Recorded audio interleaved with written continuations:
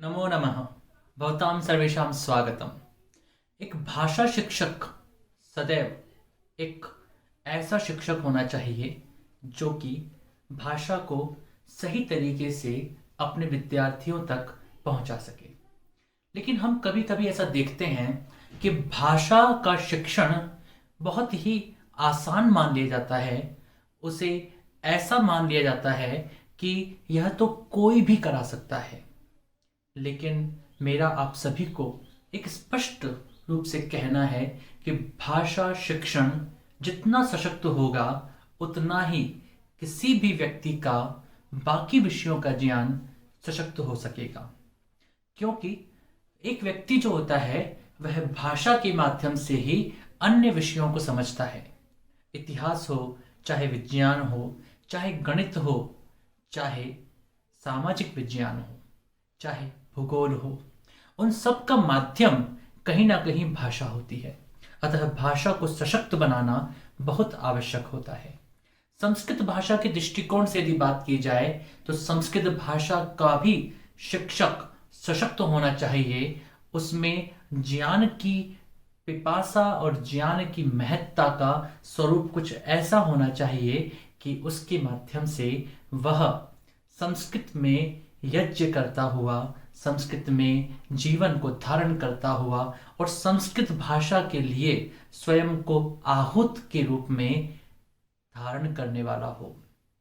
और इसीलिए कहा गया है संस्कृतस्य कृते जीवन, संस्कृतस्य कृते यजन, आत्मानम आहुतम मन्ये वंदे संस्कृत मातरम। इसलिए यहां पर बहुत स्पष्ट रूप से हमें एक बात समझनी होगी कि जब कहा गया कि संस्कृतस्य कृते जीवन, अर्थात संस्कृत के लिए मैं जीवन को धारण करते हुए, संस्कृतस्य कृते यजन, संस्कृत के लिए मैं यज्ञ करते हुए, प्रयत्न करते हुए, कार्य करते हुए, आत्मानम आहुतम मन्ये, उस संस्कृत रूपी यज्ञ में, उस संस्कृत रूपी जीवन में स्वयं को आहूत कर दूं, स्वयं को समर्पित कर दूं, अर्पित कर दूं। अतः यदि हम वास्तविक रूप में चाहते हैं कि संस्कृत भाषा का वंदन हो, संस्कृत भाषा का प्रचार प्रसार हो, तो उसके लिए आवश्यक होगा कि प्रत्येक शिक्षक को इसी भूमिका के साथ अपने जीवन को धारण करने का और अपने कर्मों को करने का प्रयास करना चाहिए। संस्कृत भाषा के 4 कौशलों का अध्ययन अभी तक हम शिक्षण प्रविधियों में कर चुके हैं। अब प्रश्न यह उठता है कि संस्कृत भाषा जिसे कि हम विद्यार्थी तक पहुंचाना चाहते हैं, ये भाषा है क्या, या इस भाषा का स्वरूप कैसा है? क्योंकि यदि विद्यार्थी तक पहुंचाने वाली जिस भाषा की बात की जा रही है उसके स्वरूप से यदि हम स्वयं परिचित नहीं होंगे तो ऐसी स्थिति में हम विद्यार्थियों तक संस्कृत भाषा का वास्तविक स्वरूप, उसका वास्तविक परिचय हम नहीं उन तक पहुंचा पाएंगे।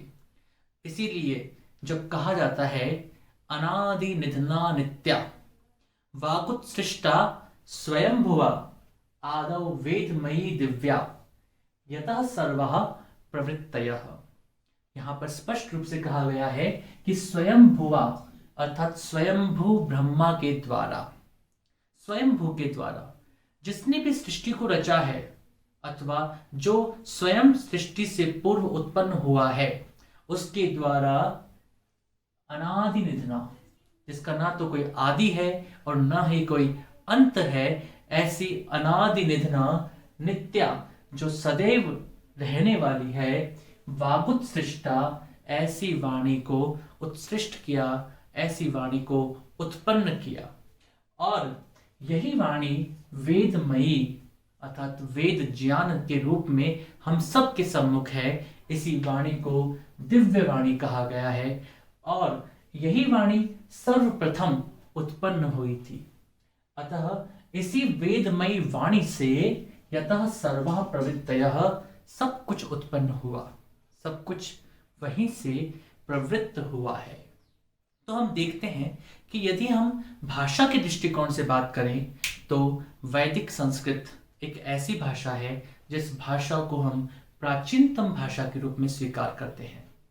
ऋग्वेद को विश्व का प्राचीनतम ग्रंथ स्वीकार किया गया है। और जब हम ऋग्वेद को विश्व के प्राचीनतम ग्रंथ के रूप में देखते हैं तो उसमें जो निहित वाणी है, जिसको कि वैदिक संस्कृत के रूप में जाना जाता है, वह विश्व की प्राचीनतम भाषा के रूप में स्वीकार की जानी ही चाहिए। अतः जब हम संस्कृत की बात करते हैं तो संस्कृत भाषा जो है उसकी दो स्वरूप हमें देखने को मिलते हैं। एक है वैदिक संस्कृत और एक है लौकिक संस्कृत। इसे स्पष्ट रूप से हम ऐसे समझ सकते हैं कि जो वैदिक संस्कृत होती है वो वेद आदि ग्रंथों में विद्यमान है। जैसे 4 वेद, वेद के बाद आते हैं ब्राह्मण ग्रंथ, ब्राह्मण के ग्रंथ बाद आते हैं आरण्यक और उपनिषद। तो इस प्रकार से इन ग्रंथों में जिस संस्कृत को हम देखते हैं वह संस्कृति ही वैदिक संस्कृत कहलाती है।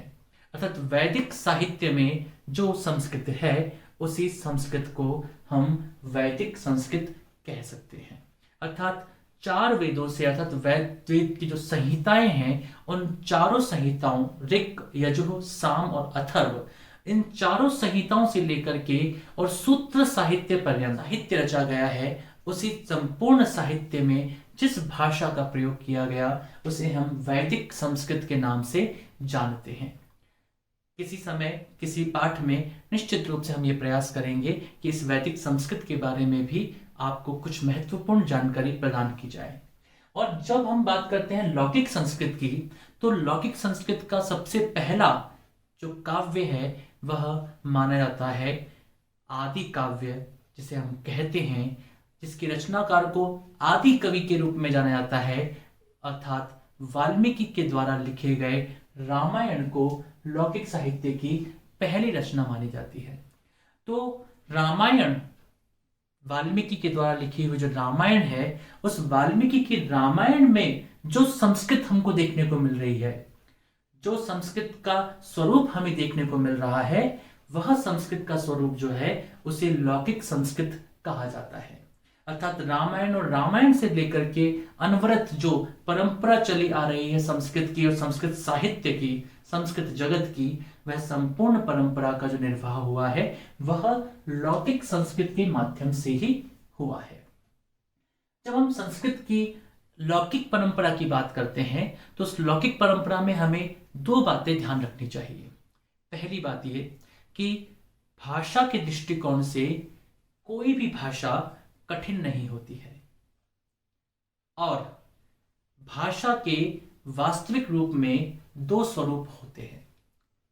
एक कह सकते हैं हम उसका स्वरूप जो कि शास्त्रीय स्वरूप होता है और दूसरा स्वरूप हम कहते हैं जो कि व्यावहारिक स्वरूप होता है। जो शास्त्रीय स्वरूप होगा, जिसको हम शास्त्रों में देखेंगे, जो शास्त्रों की भाषा होगी, वह अपेक्षाकृत थोड़ी कठिन हो सकती है, क्योंकि वहां पर साहित्य की गूढ़ चर्चाएं होने वाली हैं। वहां पर एक एक शब्द का वैसा ही अर्थ निकलना चाहिए जैसा कि उस शास्त्रकार को अभिप्रेत है। अतः शास्त्रीय साहित्य जो होता है, उस शास्त्रीय साहित्य या ग्रंथों में जो संस्कृत आपको मिलेगी वो कुछ हद तक थोड़ी कठिन हो सकती है, लेकिन भाषा का जो व्यावहारिक स्वरूप होगा, व्यवहार में जिस भाषा को हम प्रयोग करेंगे, वह व्यावहारिक भाषा अत्यंत सरल ही होगी। अतः जब हम संस्कृत की बात करते हैं, संस्कृत में संभाषण की बात करते हैं, यथा हम संस्कृतं वदामि भवन्तः संस्कृतं वदन्तु संस्कृतेन संभाषणं कुर्वन्तु, जब हम इस तरह की आवश्यकता, इस तरह की बात करते हैं तो वहां पर हमें शास्त्रीय संस्कृत का प्रयोग नहीं करना, अपितु हमें वहां पर संस्कृत के व्यावहारिक स्वरूप का प्रयोग करना है। और व्यावहारिक स्वरूप सरल ही होता है। व्यावहारिक स्वरूप ऐसा होता है जो कि नित्य प्रति दैनिक व्यवहार में प्रयोग किया जा सके, जो कि आसानी से समझा जा सके, जिसके समझने के लिए हमें अधिक प्रयत्न ना करना पड़े। अतः सरल संस्कृत उसी व्यावहारिक संस्कृत को कहा जाता है। अतः संस्कृत में संभाषण करना या संस्कृत में बोलना या संस्कृत में किसी विचारों को आत्मसात करना बहुत आसान है। क्योंकि यदि हमें संस्कृत में वार्तालाप करना है तो वह सरल संस्कृत के माध्यम से होने वाला है। इस प्रकार से हम देखते हैं कि संस्कृत भाषा जो है उसके दो स्वरूप देखने को मिलते हैं। सबसे पहले वैदिक और लौकिक, और यदि इस लौकिक संस्कृत को भी हम देखें तो उसके भी दो स्वरूप होते हैं, एक शास्त्रीय स्वरूप और एक व्यावहारिक स्वरूप। शास्त्रीय स्वरूप कुछ कठिन होता है। कठिन होने का कारण यह नहीं है कि वहां पर भाषा को दुरूह बनाने का प्रयास किया जाता है, अपितु तो कठिन होने का कारण यह होता है क्योंकि शास्त्रों का अपना एक विषय होता है और उस विषय की गूढ़ चर्चा, स्पष्ट चर्चा और ऐसी चर्चा की जाती है जो कि कई बार सूत्रात्मक शैली में होती है। कम से कम शब्दों में अधिक से अधिक बात कहने का प्रयत्न किया जाता है। इसी कारण से वह शास्त्रीय संस्कृत कुछ दुरूह हो सकती है, लेकिन व्यावहारिक संस्कृत अत्यंत सरल होती है। अहम प्रयोक्तुम शक्नोमि भवन्तः अपि तस्य प्रयोगम कर्तुम शक्नुवन्ति। इसी के साथ साथ हम एक बात और देखते हैं कि भाषाओं के स्वरूप में सांकेतिक भाषा भी आती है। सांकेतिक भाषा सामान्य रूप में है, हम संकेतों के माध्यम से कई बार भाषा का प्रयोग करते हैं, अपने विचारों का आदान प्रदान करते हैं। गच्छन्तु, आगच्छन्तु, तो यहां पर हमने बोला, तो यहां पर जब हम बिना कुछ बोले भी संकेतों का प्रयोग कर सकते हैं तो इस प्रकार से यह सांकेतिक भाषा का स्वरूप होगा। भाषा जो है उसका एक हम और देखते हैं, मौखिक और लिखित स्वरूप। अर्थात भाषा जो है वो मौखिक भी होती है और लिखित भी होती है। भाषा का जो मौखिक स्वरूप है वह मौखिक स्वरूप जो होता है वह भाषा का प्रारंभिक स्वरूप होता है, और जैसे जैसे उस भाषा में लिपि का विकास होता है, वर्णों को लिखने का तरीके का विकास होता है, तो वह भाषा का लिखित स्वरूप होता है। हम ऐसा कह सकते हैं कि भाषा जो होती है वो मौखिक से यदि लिखित की ओर जा रही है, लिपि के उसका विकास हो रहा है, तो वह भाषा अधिक सशक्त और सुदृढ़ता की ओर आगे बढ़ रही है। हम जब संस्कृत की बात करते हैं तो संस्कृत भाषा जो है उसे एक ऐसी भाषा का दर्जा है जो कि विश्व की सबसे अधिक वैज्ञानिक भाषा है। सबसे पहले हम उसके शब्द के अर्थ को समझ लेते हैं। संस्कृत शब्द के अंदर सम उपसर्ग है, क्री धातु है और त प्रत्यय है। तो यहां पर सम उपसर्ग पूर्वक क्री धातु से त प्रत्यय है और सम के पश्चात और क्री से पहले सुट का आगम होता है। इस सुट में से स बचता है और इसी कारण से यहां पर कुछ इसकी ऐसी स्थिति हो जाती है, सम धन स धन क्री धन त। तो यहां पर ये संस्कृत इस रूप में बनता है। पर जो ये मकार है वह मकार जो है वह अनुस्वार में बदल सकता है, और संस्कृत अथवा संस्कृत दोनों ही प्रकार से इसका उच्चारण किया जाता है। संस्कृत भाषा, यदि हम इस भाषा के स्वरूप और इस भाषा के विषय में विचार करना चाहें तो यह भाषा एक ऐसी भाषा है जिसके माध्यम से न केवल पढ़ाने वाले व्यक्ति का अपितु उसको सुनने वाले का, उसको बोलने वाले का भी स्वर यंत्र के साथ साथ बौद्धिक कौशल का भी बहुत बेहतरीन तरीके से विकास होता है।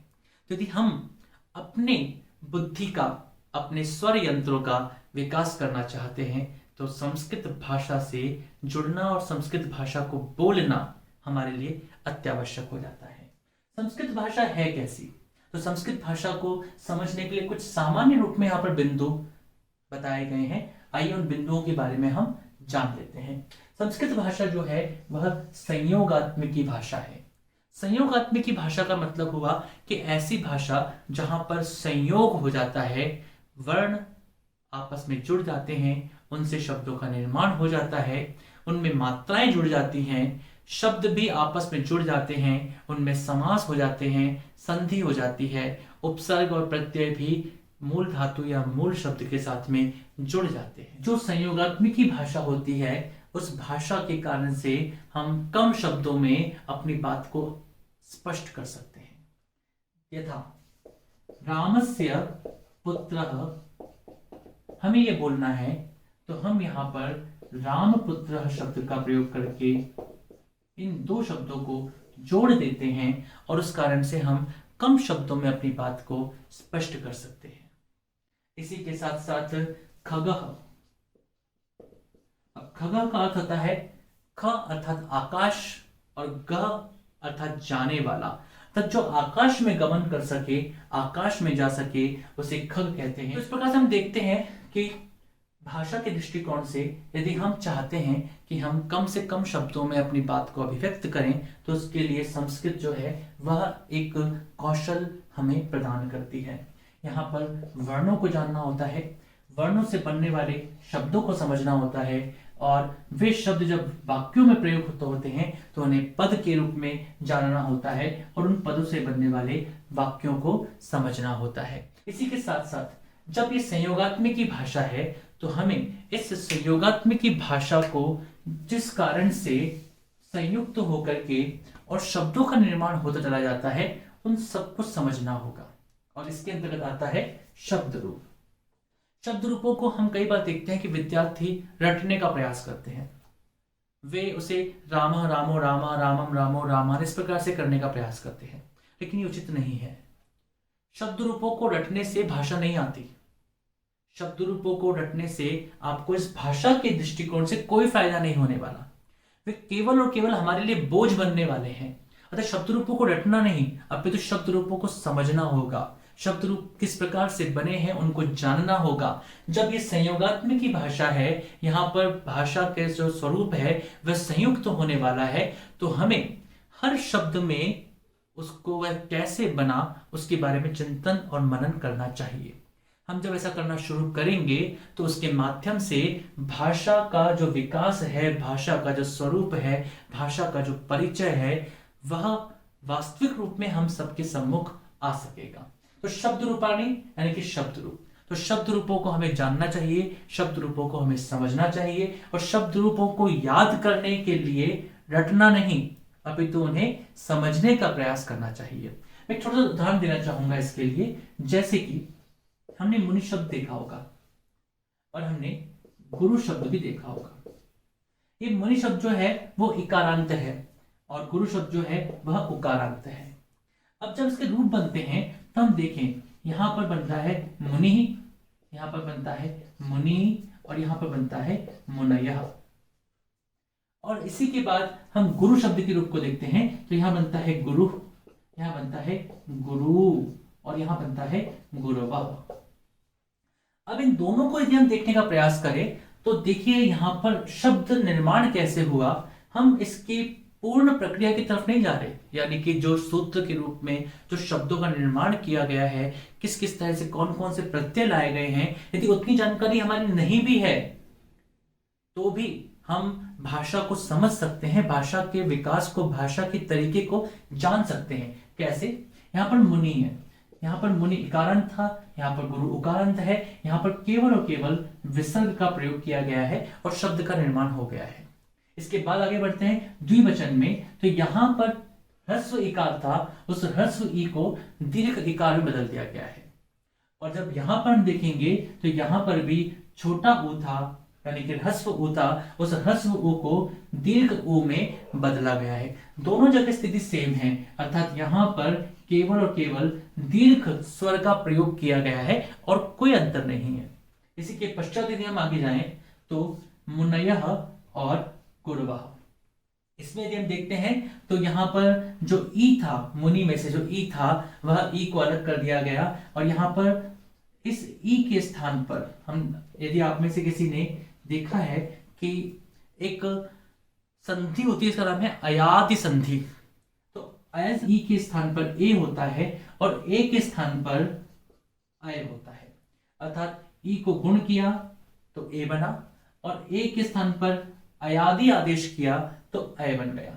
इसी वजह से ऊ के स्थान पर जब गुण किया तो ओ बन गया, और जब इस ओ के स्थान पर अयादि में से आदेश किया तो औ बन गया।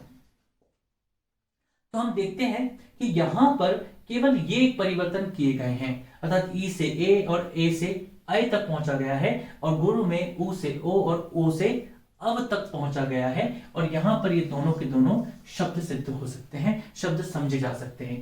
कैसे?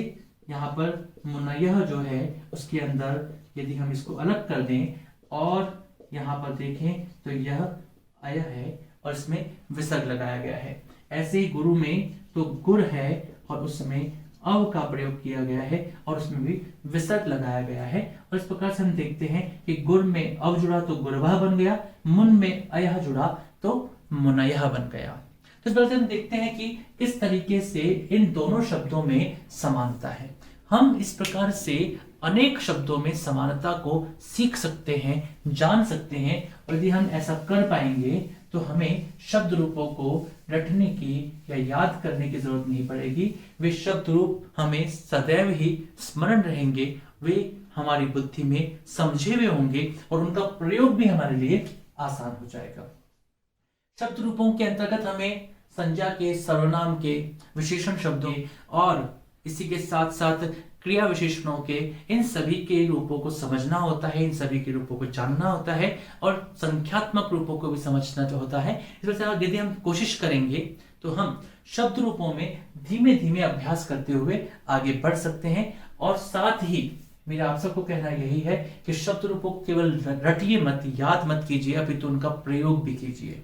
जब भी किसी वाक्य में किसी शब्द रूप का प्रयोग होता है तो हम ये समझने की कोशिश करें कि उस वाक्य में उस शब्द रूप का प्रयोग क्यों किया गया है, उस शब्द रूप की आवश्यकता को समझें, वह शब्द रूप कैसे बना उसको जानने का प्रयास करें। इस प्रकार से हम शब्द रूपों का अधिकतम प्रयोग कर सकते हैं और प्रयोग के माध्यम से हम भाषा में दक्ष बन सकते हैं।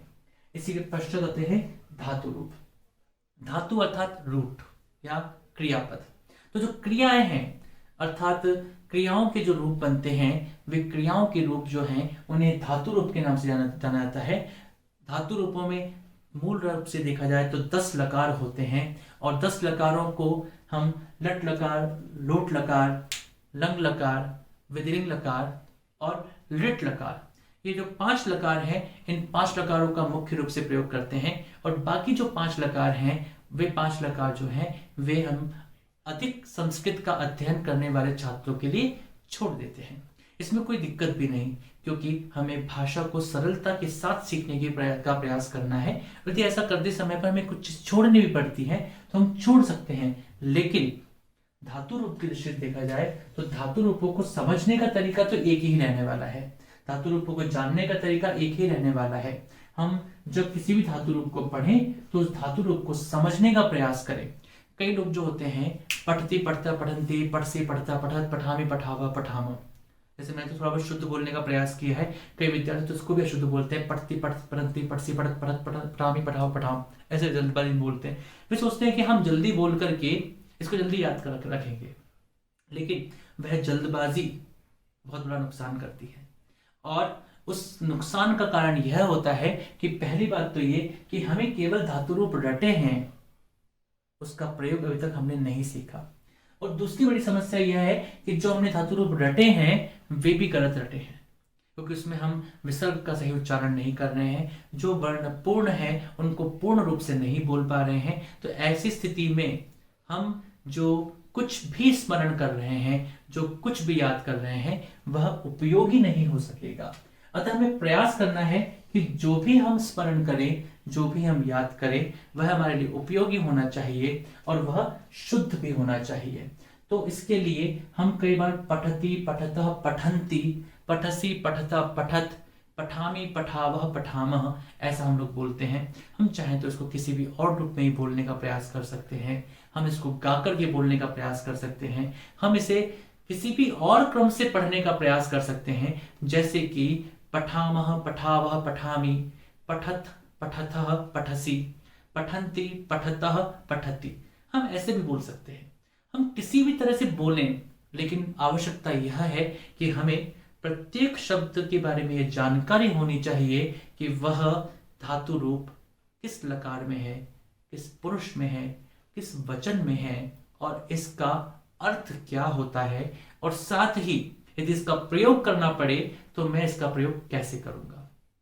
एक बहुत अच्छा तरीका इसका हो सकता है कि अहम पठामी, आवाम पठावह, वयम पठामह।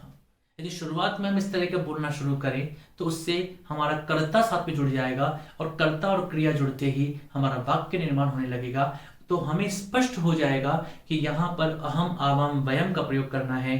त्वम पठसि युवाम पठतः यूयम पठत, ऐसा बोलने पर त्वम युवाम और यूयम के साथ कौन सी क्रिया प्रयुक्त होनी है यह हमें स्पष्ट हो जाती है। ऐसे ही रामः पठति रामो पठतः रामः पठन्ति, या रमा पठति रमे पठतः रमाः पठन्ति, या सः पठति तौ पठतः ते पठन्ति, या सा पठति ते पठतः ताः पठन्ति।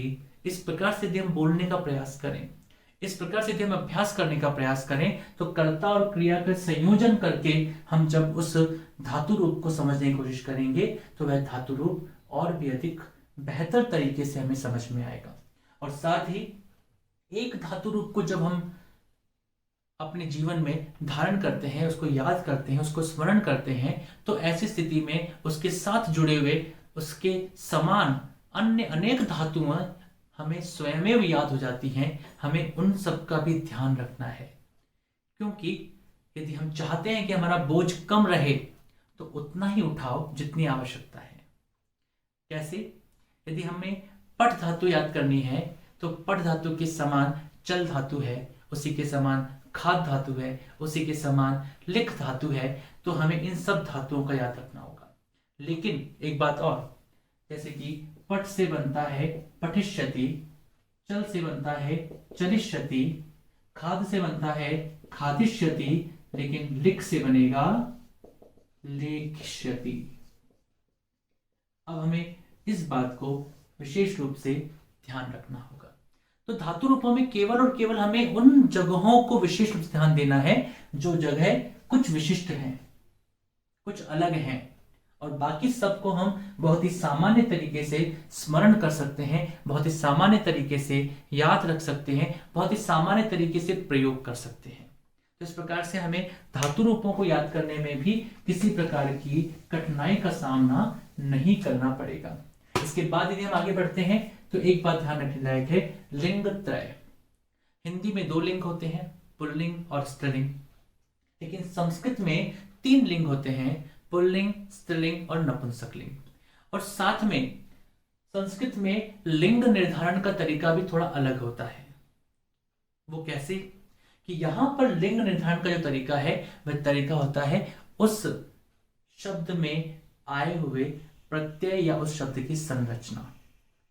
कई बार ऐसे शब्द भी होंगे जो कि एक ही अर्थ में है लेकिन उसके लिंग अलग अलग हैं, जैसे तटः, तटी और तटम। मूल रूप से देखा जाए तो इन तीनों शब्दों के जो अर्थ हैं वे अर्थ लगभग एक समान ही है। तट भी किनारे को, तटी भी किनारे को, तटम भी किनारे को कहते हैं।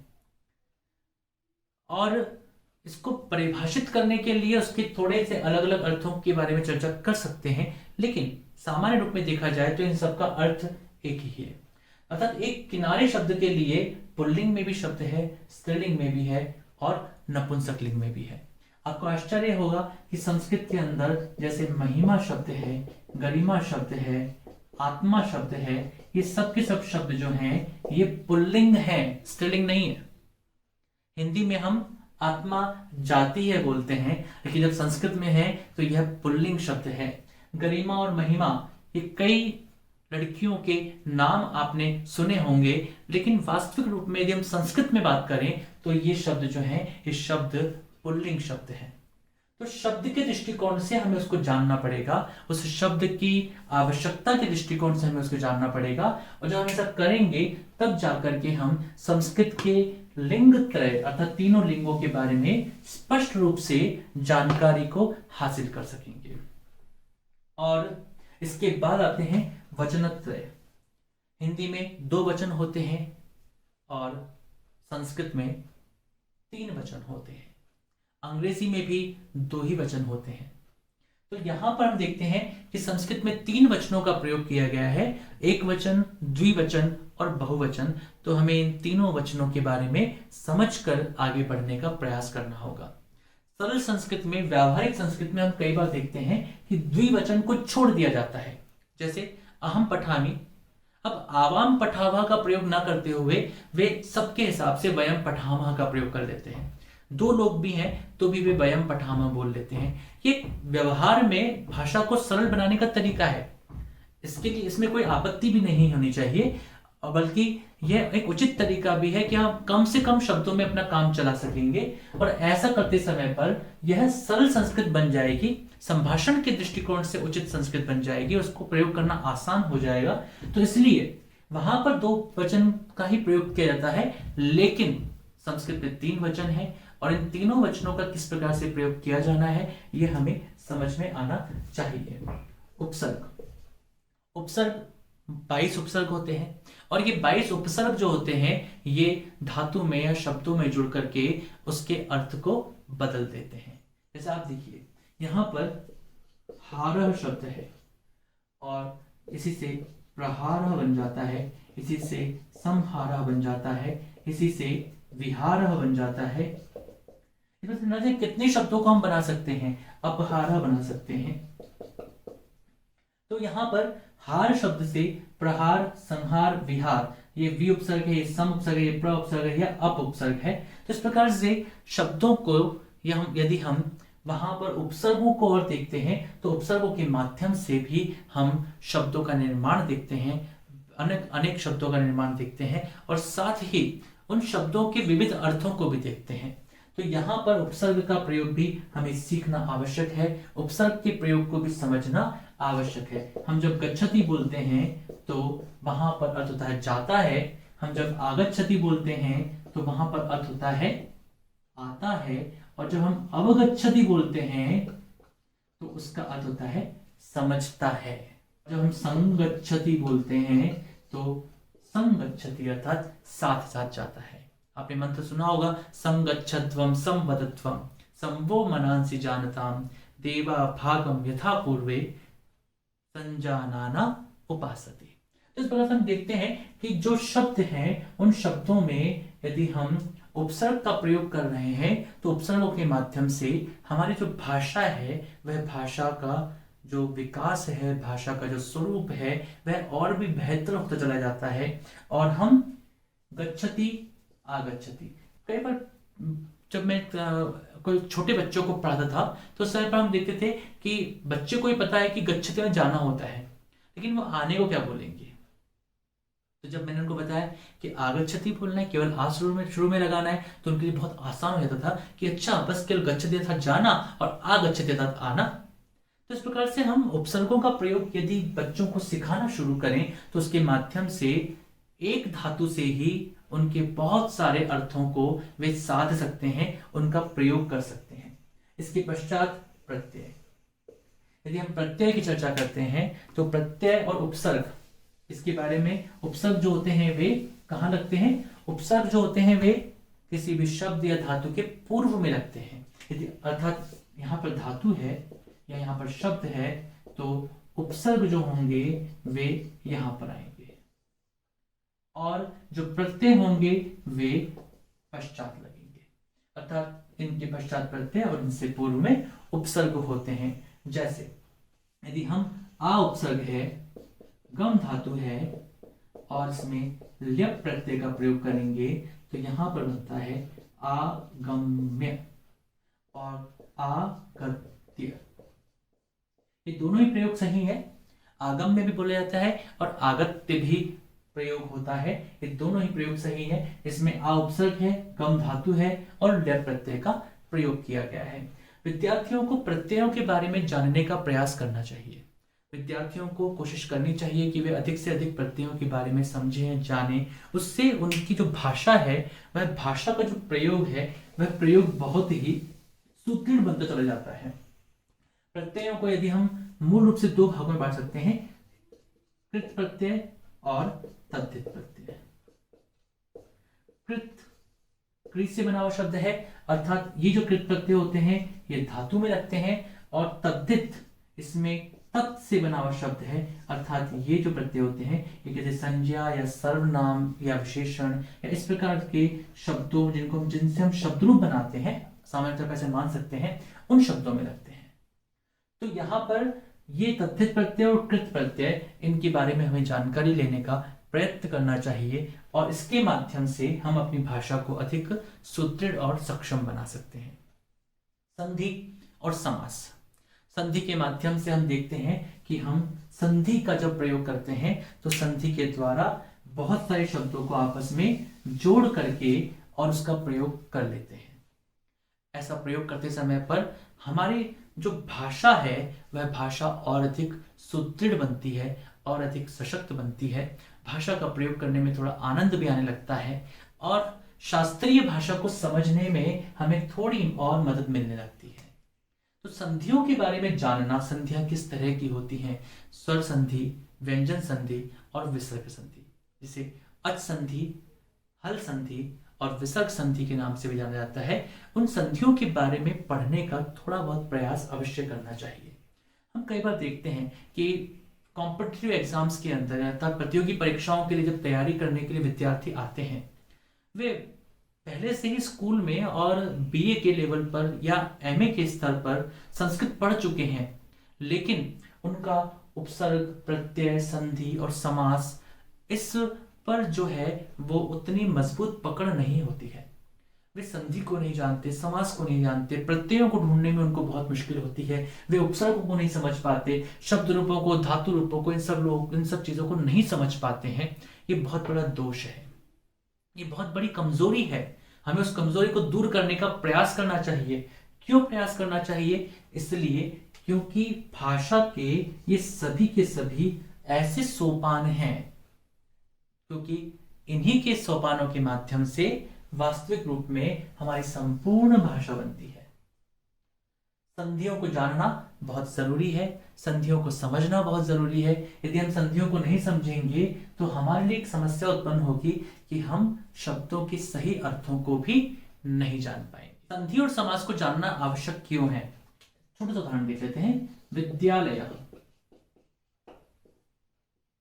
अभी विद्यालय शब्द है, वैसे हम सब जानते हैं कि विद्यालय शब्द का संधि विच्छेद क्या होता है, लेकिन गलती कहां हो सकती है ये बात समझने की कोशिश करें। विद्या धन लय, ये भी हो सकता है। विद्या धन अलय, ये भी हो सकता है। विद्या धन आलय, ये भी हो सकता है।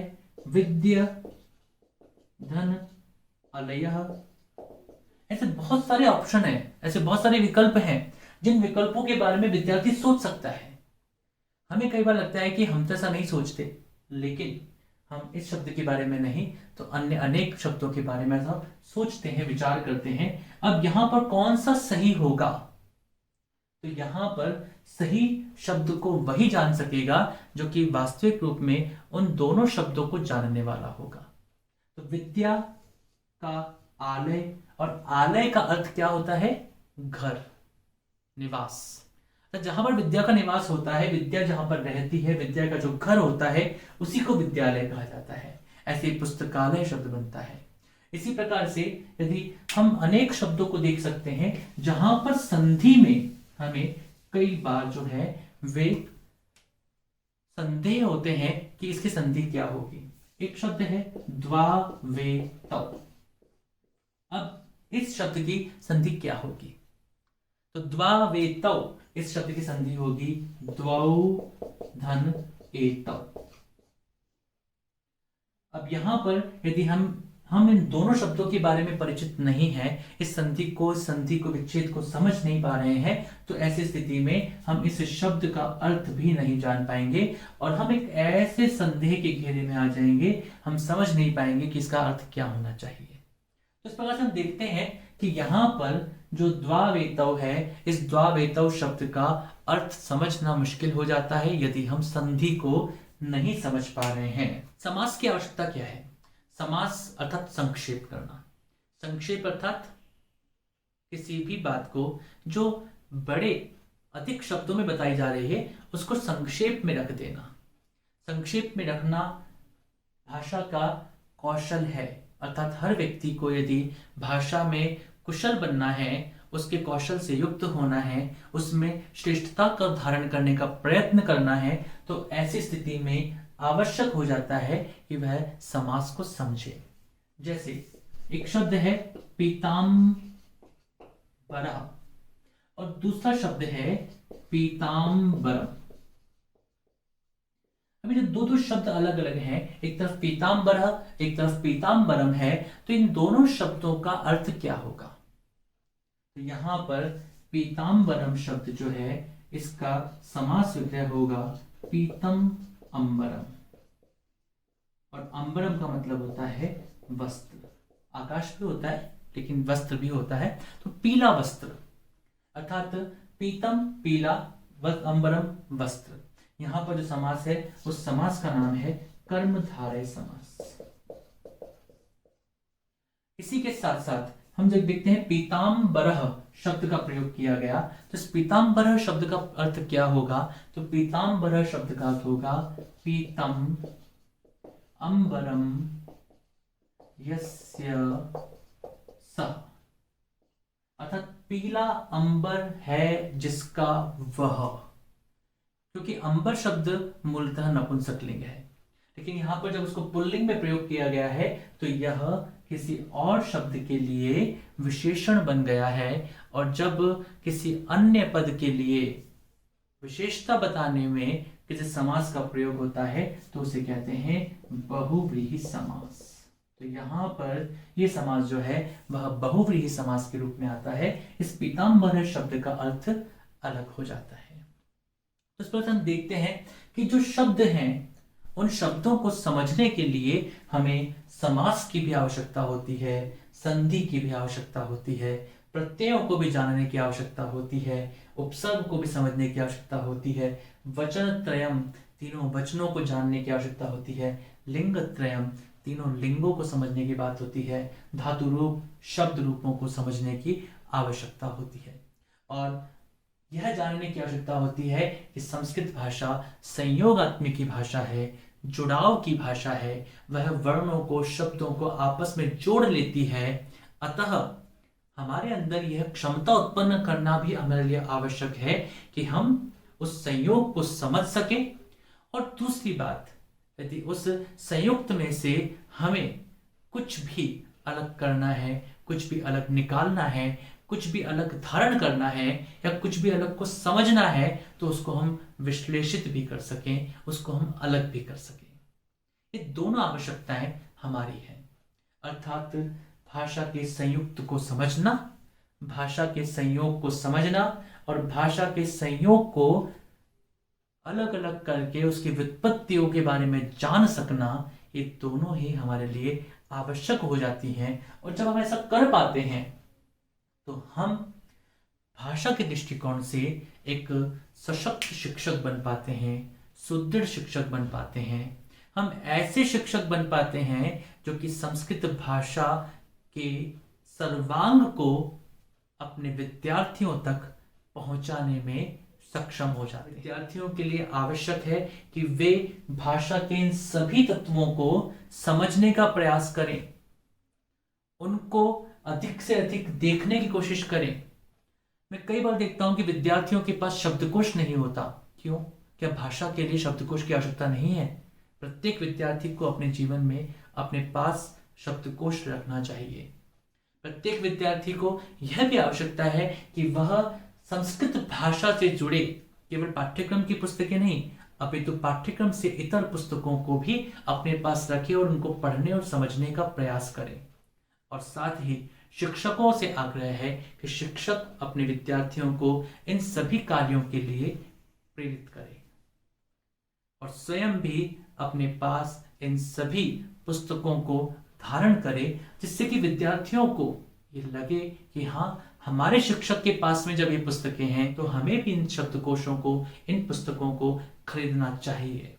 और जब हम उनको पढ़ता हुआ देखते हैं तो स्वयं भी पढ़ना शुरू कर लेते हैं, स्वयं भी अध्ययन करना प्रारंभ कर देते हैं। तो हमारा आप सबसे यही एक निवेदन है इस श्लोक के माध्यम से, संस्कृतस्य कृते जीवन संस्कृतस्य कृते यजन आत्मानम आहुतम मन्ये वंदे संस्कृत मातरम। हम संस्कृत माता को, संस्कृत के उस भाषिक स्वरूप को, संस्कृत को जिसको कि अमरवाणी, देववाणी अनेक नामों से पुकारा जाता है, उस अमूल्य भाषा को अपने जीवन में वास्तविक रूप में धारण करने का प्रयास करें। इस स्वरूप में धारण करने का प्रयास करें कि उसके माध्यम से विद्यार्थी और साथ ही संपूर्ण समाज आह्लादित हो सके, आनंद को प्राप्त कर सके, संस्कृत के ज्ञान से संयुक्त हो सके। और ऐसा जब होगा तो भाषा के दृष्टिकोण से हम संस्कृत के श्रेष्ठ विद्यार्थियों और श्रेष्ठ शिक्षकों को निर्मित कर सकेंगे, उनका निर्माण कर सकेंगे और उन्हें समाज में संस्कृत भाषा के आधार के रूप में देख सकेंगे। आपने इस वीडियो को देखा, संस्कृत के दृष्टिकोण से संस्कृत का परिचय संक्षिप्त रूप में क्या होता है वह इस वीडियो के माध्यम से आपको बताने का प्रयास किया। आप इस चैनल को सब्सक्राइब करें, साथ ही अधिक चर्चा के लिए नीचे दिए गए फेसबुक समूह और साथ ही जो टेलीग्राम लिंक है जुड़ें और संस्कृत की अधिक से अधिक चर्चाओं के लिए मंच तैयार करें और साथ ही संस्कृत भाषा में अपने ज्ञान की अभिवृद्धि के लिए भी प्रयत्नशील बने। आप सबका बहुत बहुत धन्यवाद। नमो नमः। शुभम भवतु। पुनर्मिलामः।